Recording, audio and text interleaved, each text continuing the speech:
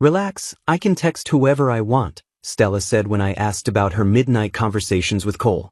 That sentence should have told me everything I needed to know about where we stood after 4 years together. I'm Leo, 31, working as a database security engineer in Denver, and I thought I understood the woman I'd been building a life with until she started treating our relationship like an inconvenience. Stella worked as a brand strategist at this boutique marketing firm downtown, and Qley was her coworker who seemed to have opinions about everything from wine pairings to weekend getaway destinations. I started noticing the late-night texting sessions about 3 months ago, always followed by Stella's defensive explanations about work projects and team coordination that somehow required constant communication at 11 p.m. on weekends. When I suggested we finally book that anniversary trip to Napa Valley we'd been discussing for months, Stella would deflect with claims about being swamped with campaigns and client deadlines that mysteriously never seemed to exist during her frequent wine-tasting excursions with Qley and their work group. The real shock came when I discovered she'd been dipping into our shared vacation fund to cover expensive group dinners at places Qley recommended, along with wine club memberships that cost more than our monthly grocery budget. I confronted her about the money on a Tuesday evening when she returned from another wine event, her explanation tumbling out in rehearsed phrases about networking investments and team-building expenses that somehow never included me despite our original plans to explore wine country together. Every conversation about our relationship started with Stella's immediate pivot to how controlling I was becoming, how I didn't understand the demands of her career, and how Qley's approach to work-life balance showed her what she was missing in our quiet evenings planning sustainable business ventures we used to dream about together. The pattern became crystal clear during our last real conversation, when Stella spent 20 minutes explaining why she couldn't commit to our anniversary plans while simultaneously confirming her availability for a weekend trip to Colorado Springs wine region that Qley had organized for their marketing team, complete with reservations at restaurants I'd suggested for our own celebrations months earlier. I made my decision the moment Stella left for another wine tasting event with Qley's group, her parting comment about how I needed to trust her more echoing through our downtown loft as the door clicked shut behind her. Instead of waiting around for another circular argument about boundaries and respect, I started packing my life into boxes with the same methodical approach I used for database migrations at work, transferring files systematically while ensuring nothing important got corrupted in the process. I called Zach, my former college teammate who'd moved to Phoenix for a tech startup position, and within 2 hours had a temporary place to stay while I figured out my next steps away from the emotional chaos that had become my daily routine. The drive to Phoenix took me through the night across empty Colorado highways, my phone powered completely off in the glove compartment because I needed space to process how 4 years of building something meaningful had deteriorated into constant justifications for Stella's behavior and my own sanity. I spent 3 days at Zach's place without checking messages or social media, using the silence to understand how I'd allowed myself to become the villain in Stella's narrative simply for expecting basic relationship courtesy and financial transparency from someone I'd planned to marry. The clarity came in pieces during long desert walks with Zach, who helped me recognize the patterns I'd been too close to see clearly, the gradual erosion of respect disguised as professional growth and social expansion that had left me feeling like an obstacle to Stella's real life rather than a partner in building our shared future. What shocked me most wasn't Stella's emotional affair with Qley, but the realization that she'd been systematically portraying me as controlling and possessive to our mutual friends, creating a foundation for her eventual exit that painted me as the problem while she explored other options. The pieces fell into place when Zach showed me screenshots from Denver friends who'd been asking him why I was being so unreasonable about Stella's career development and social networking, stories that bore no resemblance to my actual concerns about financial boundaries and relationship priorities but perfectly matched the narrative someone would construct to justify an emotional affair. I understood then that my departure wasn't an impulsive reaction to one argument, but a strategic exit from a relationship where I'd already been replaced in everything but title, where my role had diminished to funding Stella's exploration of what she really wanted while being blamed for holding her back from discoveries that somehow never included me. Looking back, I can trace the foundation of what we'd built together to our graduate school days at University of Colorado, where Stella and I first connected over shared environmental consulting ambitions and weekend visits to Boulder farmers markets that felt like glimpses into the sustainable future we wanted to create together. We met during a sustainable business practices seminar where her creative marketing insights perfectly complemented my technical database management skills, leading to late-night study sessions that evolved into planning eco-friendly startup ventures and dreaming about combining technology with environmental impact in ways that could actually change how businesses approached sustainability. Those early months were filled with rock climbing adventures in the Rockies every weekend, quiet evenings in my graduate housing apartment mapping out business plans for the environmental consulting firm we'd launch after graduation, and conversations about building something meaningful that would outlast the corporate jobs we'd take initially to gain experience and save capital. I supported Stella's decision to transition into luxury brand marketing after graduation, even though it meant moving to an expensive downtown Denver loft that stretched our budget beyond what I'd planned, because she convinced me the experience would teach her high-end marketing strategies we could eventually apply to environmental consulting when sustainable businesses had bigger budgets for sophisticated campaigns. The foundation years felt solid and purposeful, built around shared values and complementary skills that made every challenge feel manageable because we were tackling it together as partners working toward the same vision of professional success and personal fulfillment. Stella's enthusiasm for sustainable marketing consulting drove most of our major decisions during those first 2 years in Denver, from choosing our loft location near her marketing firm to planning weekend getaways that combined her need to network with eco-conscious business owners and my preference for outdoor activities that kept us connected to the environmental values that had brought us together originally. I genuinely believed we were building something lasting and meaningful, a relationship and eventual business partnership that would prove you could combine financial success with environmental impact while maintaining the authentic connection that made quiet evenings planning our future feel more exciting than any expensive entertainment we could have purchased with the money we were saving for our consulting firm's startup costs. The shift began gradually when Stella joined the high-end marketing firm and became immersed in Cole's world of wine culture, exclusive restaurant openings, and weekend trips to luxury vineyards throughout Colorado and California that replaced our rock climbing adventures and farmers market visits with experiences that somehow never included me despite my willingness to participate in her expanding social circle. I watched Stella transform from someone who found genuine excitement in sustainable business planning sessions to someone who criticized my preference for outdoor adventures and simple pleasures, comparing me unfavorably to Cole's sophisticated approach to entertainment and networking that apparently required constant evening communication and weekend coordination that left little time for the environmental consulting dreams we'd once shared. The breaking point crystallized during a particularly brutal conversation where Stella dismissed my anniversary trip proposals for the third consecutive month while simultaneously describing in detail the elaborate vacation itineraries she and Cole had been researching for their marketing team's client appreciation events, complete with wine tastings at vineyards I'd suggested for our own romantic getaway months earlier when she still pretended to care about our shared experiences. I realized our relationship had become a one-way street where my role was to provide financial stability and emotional support for Stella's exploration of a lifestyle that explicitly excluded me, while she grew increasingly resentful of my expectations that we maintain some connection to the values and dreams that had originally brought us together during those foundation years in graduate school.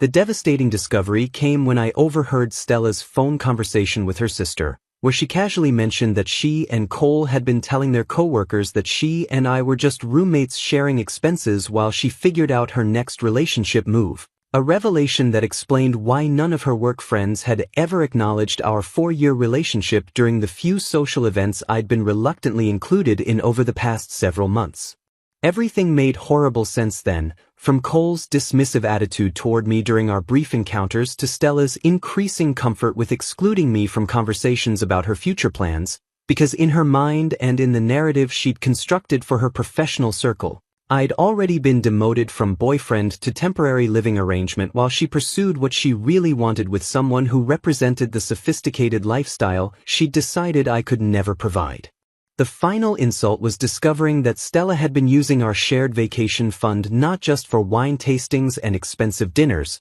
but for weekend trips to luxury destinations with Qley that she described to me as mandatory work events while simultaneously planning the romantic Napa Valley getaway we discussed for our anniversary. Except now those plans involved Qley and their marketing team rather than the intimate celebration I'd been anticipating for months.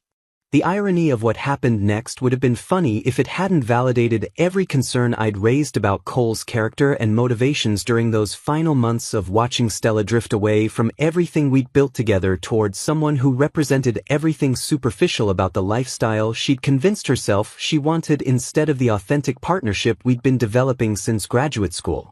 After my departure, Stella immediately pursued the relationship with Qley that had been building for months beneath the surface of their professional collaboration, only to discover that his wine expertise and luxury lifestyle were funded entirely by family money and maxed-out credit cards rather than the successful business acumen she'd imagined when comparing his sophisticated approach to my steady but apparently boring financial responsibility and career focus. Within weeks of their official relationship beginning, Stella learned that Qley was emotionally manipulative and dismissive of her career ambitions, treating her sustainable marketing consulting dreams as naive fantasies while expecting her to serve as arm candy for his networking events with wealthy friends who had no interest in environmental business practices or anything else beyond their own entitled entertainment. The devastating twist came when Stella discovered through a mutual coworker that Qley had been recording their intimate conversations and sharing them as entertainment for his privileged friend group, treating her like a temporary diversion and conquest story rather than a serious romantic prospect worthy of respect or genuine emotional investment, which explained his complete lack of interest in her professional goals or personal values beyond their utility in impressing his social circle with. His ability to attract successful women. After 2 months of emotional manipulation and financial exploitation that left her credit cards maxed out from funding Qley's expensive tastes and lifestyle maintenance, Stella faced the ultimate humiliation when Qley abandoned her immediately after his family cut off his funding due to his reckless spending habits and refused to continue subsidizing his artificial luxury lifestyle that had been the primary attraction drawing her away from our stable but unglamorous relationship. The final blow came when Qley's family money dried up and he revealed his true character by blaming Stella for his financial problems, claiming she'd been a distraction from his business development efforts and suggesting she trapped him into an expensive relationship he couldn't afford, demonstrating the exact entitlement and lack of accountability that I'd recognized in him from our first meeting but had been dismissed as jealousy when I tried to warn Stella about his manipulative behavior patterns. While Stella was discovering the reality of Qley's character and motivations, I was building something genuinely meaningful in Portland where my remote database security work allowed me to pursue sustainable technology consulting passion projects that combined my technical expertise with the environmental values that had originally drawn Stella and me together during our graduate school foundation years. The move to Portland wasn't just geographic relocation but a complete life transformation that reconnected me with authentic relationships and purposeful work. From joining urban reforestation volunteer projects that made tangible environmental impact to exploring the Pacific Northwest outdoor adventures that reminded me why I'd fallen in love with nature-based recreation long before Stella had dismissed my hiking preferences as unsophisticated compared to Qley's wine country expeditions. I met Diana during a weekend volunteer tree planting event in Forest Park, where her role as a renewable energy project coordinator immediately caught my attention not because of her appearance but because of her genuine passion for combining technology with environmental conservation in ways that created measurable positive change rather than just impressive social media content or networking opportunities. Our relationship developed organically around shared values and complementary professional skills, weekend camping trips throughout Oregon and Washington that felt like adventures rather than obligations, and conversations about sustainable technology applications that reminded me what intellectual and emotional partnership actually looked like when both people were invested in building something together rather than using each other as stepping stones toward individual ambitions. Diana appreciated my steady, reliable approach to both relationships and career development, understanding that genuine success came from consistent effort and authentic values rather than dramatic gestures or superficial lifestyle displays. which created the foundation for discussions about combining our skills into a technology consulting firm that could serve renewable energy companies and environmental organizations needing sophisticated database management and project coordination services. The unexpected element that transformed our partnership from romantic relationship into business collaboration came when my sustainable technology consulting work began attracting national attention from environmental organizations seeking database security expertise for renewable energy projects, creating opportunities that exceeded anything I'd achieved during my relationship with Stella because I was finally free to pursue meaningful work without justifying my choices to someone who viewed my environmental focus as professionally limiting. Within 18 months of moving to Portland, Diana and I had launched a consulting firm that combined her renewable energy project management experience with my database security specialization, serving clients throughout the Pacific Northwest while building the exact kind of environmentally focused business partnership that Stella and I had originally planned before she decided that luxury lifestyle networking offered more immediate gratification than the long-term vision we developed together. 2 years after leaving Denver, the universe delivered its most satisfying confirmation that I'd made the right choice when a financially and emotionally devastated Stella discovered through social media that Diana and I were celebrating our engagement with the exact Napa Valley anniversary trip that Stella had repeatedly dismissed and postponed during our relationship, complete with reservations at the Vineyard Resort she'd claimed was too expensive when I'd suggested it but had somehow become affordable when she was planning similar trips with Qley's marketing team. The engagement photos Diana and I posted from wine country weren't meant to send any message to my former life, but I learned through mutual Denver friends that Stella had seen every image and realized she was witnessing the romantic getaway she'd sacrificed for Qley's empty promises of sophisticated entertainment and professional advancement that had ultimately left her broke, humiliated, and starting over from scratch while I was building the successful relationship and business partnership she'd convinced herself I could never provide. Stella's desperate attempt to reconnect with me failed spectacularly when she showed up unannounced at my Portland office, hoping to find me struggling or lonely enough to consider giving her another chance, only to discover Diana and me planning a major sustainable technology conference that had attracted renewable energy companies from across the Pacific Northwest and positioned our consulting firm as a regional leader in environmental technology solutions.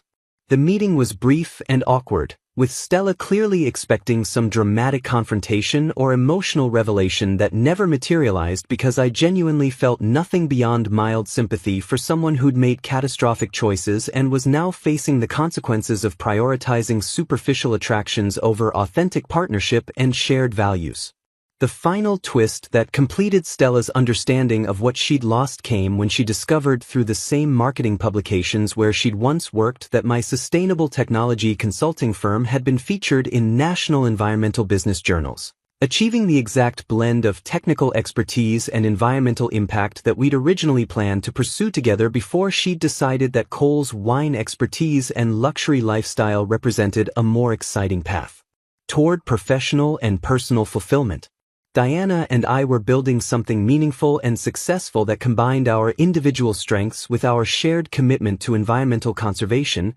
creating both financial success and personal satisfaction while maintaining the authentic partnership that made every achievement feel like a shared victory rather than individual accomplishment at someone else's expense. Stella realized too late that in choosing Qley's superficial charm and artificial sophistication over my steady reliability and genuine environmental passion, she'd lost not only a relationship but the entire future we could have built together. Watching from the outside as I achieved everything we'd dreamed about with someone who actually shared my values and appreciated my contributions instead of viewing them as limitations to be overcome through association with more exciting people,